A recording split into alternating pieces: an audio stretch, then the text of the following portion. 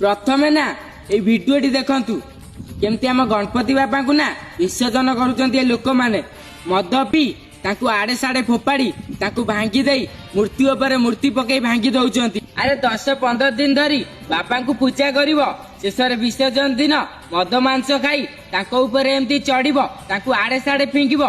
तुमको जदि भक्तिर सह बाबा को पूजा करी आसीनी ना ताले तमे पूजा करनी एते बड़ मूर्ति करनी बाबा को ना गोटे छोट मूर्ति टीए कर भक्तिर सह सम्मान देई तांको विसर्जन कर। बाबा कहूना जे मो पाई बड़ मूर्ति कर। तम मानकु ना नरकरे भी जगह मिलबनी तुमको केबे भी बाबा सहाय हेबेनी।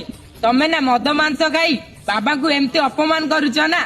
अरे बाबा को ना हृदय भक्ति कर से सबु बेले ना तुम ऊपर को सहाय। आउ हाँ एभलिया लोक मानकु कौन दंड दिया जिबा दरकार कमेंट बॉक्स रे आपणक मत निश्चय जनइबो।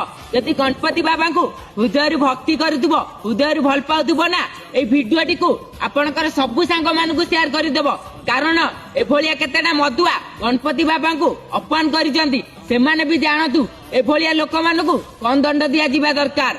जय गणपति बाबा गोरिया।